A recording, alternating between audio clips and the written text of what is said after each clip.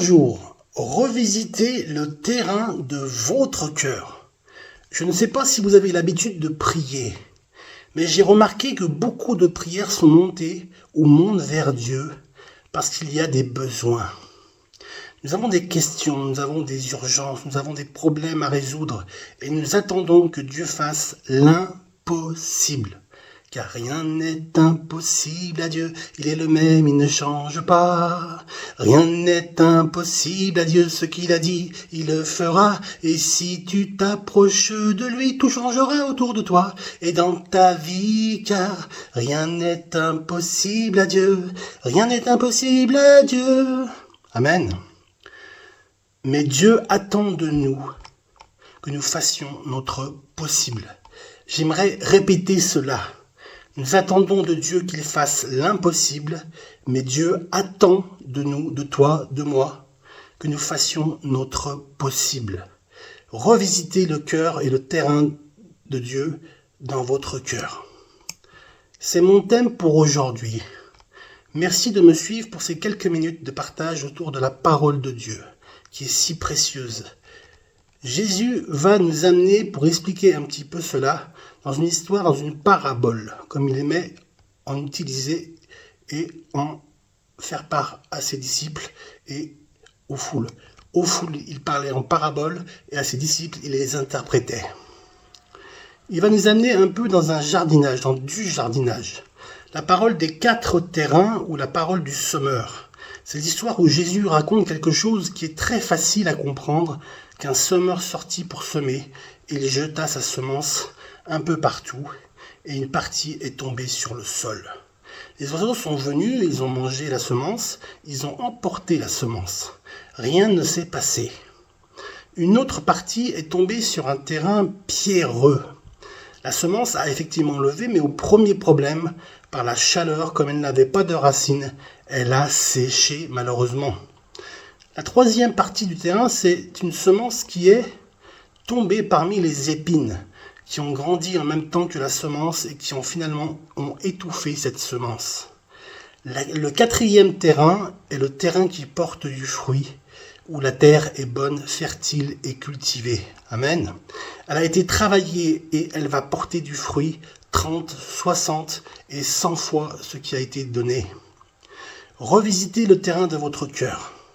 Je vais vous lire maintenant l'explication que Jésus va donner à cette parabole lui-même. Le semeur sème la parole. Les uns vont le long du chemin où la parole est semée. Quand ils l'ont entendue, aussitôt Satan vient et enlève la parole qui a été semée en eux. Les autres, pareillement, reçoivent la semence dans des endroits pierreux. Quand ils entendent la parole, ils la reçoivent d'abord avec joie, mais ils n'ont pas de racines assez profondes en eux-mêmes et ils manquent de persistance. Et dès qu'arrive une tribulation, une épreuve ou une tempête ou une persécution à cause de la parole, ils y trouvent une occasion de chute, malheureusement. D'autres reçoivent la semence parmi les épines. Ce sont ceux qui entendent la parole, mais qui l'oublient par les soucis de la vie, les soucis du siècle. La séduction des richesses, l'invasion des autres convoitises étouffent la parole et la rendent infructueuse. D'autres reçoivent la parole dans la bonne terre. Amen. Ce sont ceux qui entendent la parole, la reçoivent et portent du fruit 30, 60 et 100 pour 1. Le texte est tiré donc de l'évangile de Marc au chapitre 4 et au verset 14 et suivant. Revisitez le terrain de votre cœur, car dans cette parabole des terrains, il s'agit du terrain de notre cœur. Mettre le bon terreau, la bonne parole, dans une terre cultivée, fertile, qui donne du bon fruit. Amen. Regardons courtement ces 3 terrains problématiques. Il y a le terrain endurci, le terrain pierreux. Ensuite, il y a le terrain qui est un peu plus profond, et qui a besoin d'être débarrassé des pierres. Et ensuite, il y a le terrain envahi par les épines. Regardons ces choses dans l'ordre pour en tirer une application vivante et si possible pertinente pour nous aujourd'hui.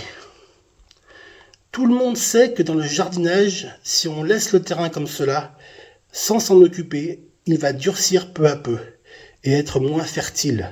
Il va s'affaisser et de plus en plus, il deviendra dur. Si vous ne faites rien, Si vous laissez votre cœur simplement en friche, il va automatiquement et avec le temps s'endurcir et devenir insensible, imperméable à toute semence, toute parole de Dieu. Nous devons donc traiter tout d'abord nos endroits qui sont endurcis. La parole de Dieu dit « Veille sur ton cœur, ne laisse pas la dureté te surprendre. » Vous allez être surpris. Parfois, comme je l'ai été aussi moi-même, que certains éléments de ma vie sont des éléments endurcis. Je manque de sensibilité, je manque de fraîcheur, je manque d'écoute. Je manque finalement de proximité avec certaines choses de Dieu. Je ne me laisse pas toucher par n'importe quoi. Et cette insensibilité peut prendre de l'espace et nous rendre finalement durs face à Dieu, avoir un cœur de pierre. Dur face à notre prochain, dur face à notre conjoint, dur face à notre famille, à la maison, etc. Veillez sur l'endurcissement et ne permettez pas que l'endurcissement vous gagne peu à peu. Amen. Il faut toujours se mettre dans le secret de nos cœurs et nous ressaisir. Et une chose est absolument claire, c'est que l'endurcissement ne vient pas seulement peu à peu avec le temps, lorsqu'on ne fait rien, mais peut s'accélérer par les blessures, par les coups durs, par les épreuves, par les maladies, mais aussi par les déceptions ou à cause du mal qu'on nous a fait. On se ferme et on s'endurcit. À cause de cela, on se referme comme une coquille. Alors il y a besoin de retourner cette terre. Il y a besoin de la cultiver, de la retourner. Il y a besoin de remeubler cette terre. Il y a besoin d'alléger, d'aérer cette terre par un retournement qui me fait penser au mot repentance. C'est ça le chemin de la repentance.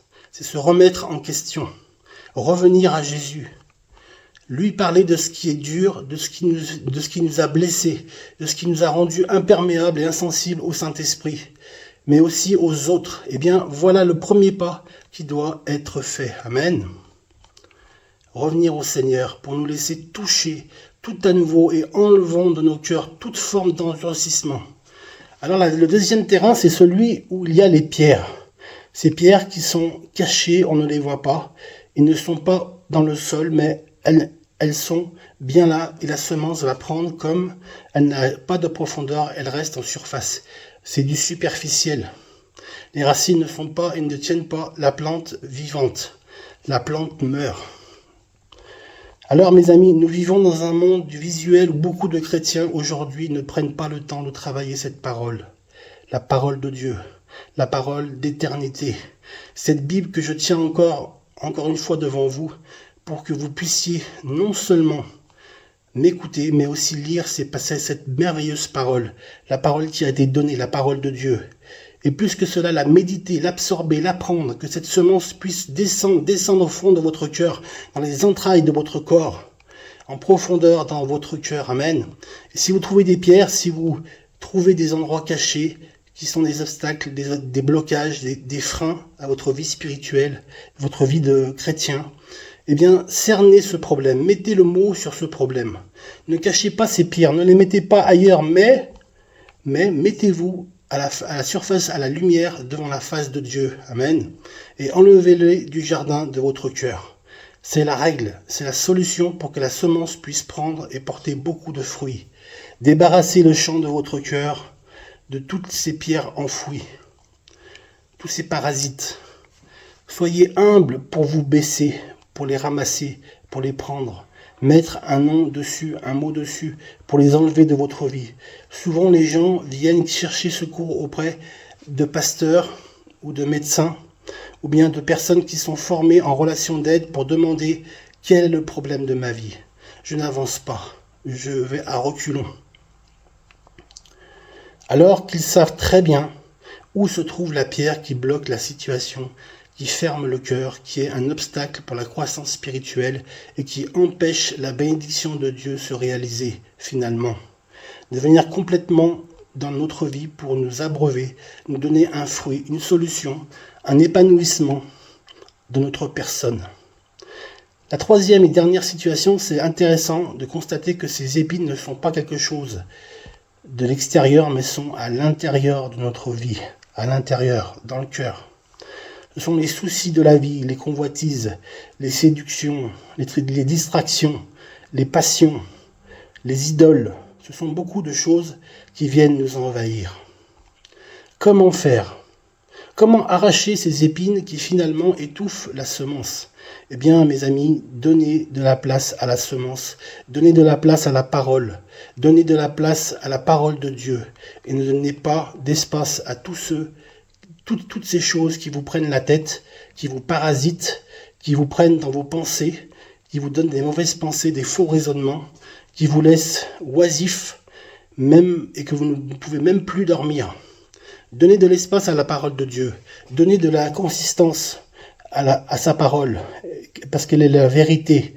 Donnez de l'espace aux choses importantes, à la semence de vie. Amen. Les épines et toutes ces choses veulent étouffer et vont étouffer votre foi.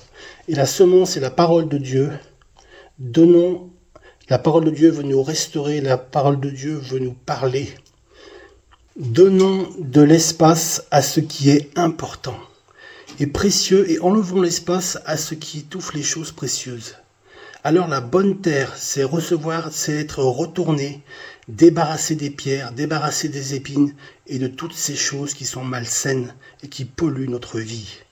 Eh bien, c'est là que votre vie va exploser en fruits et donner du bon fruit. De toutes sortes, en épanouissement, en croissance spirituelle. Et Dieu sera glorifié dans votre vie. Et vous serez heureux de vivre et d'être un terrain qui est vraiment fertile pour recevoir la parole de Dieu et qui porte beaucoup de fruits. C'est ce que je vous souhaite. C'est ma prière pour vous. C'est que le Seigneur puisse maintenant même vous donner une soif et une faim nouvelle pour la semence de la parole de Dieu dans votre cœur. C'est elle qui produit le fruit. Soyez bénis et au plaisir de se retrouver prochainement. Dieu vous aime, Dieu t'aime, Dieu aime tous ceux qui se confient en lui et qui le cherchent d'un cœur sincère. Soyez bénis mes amis.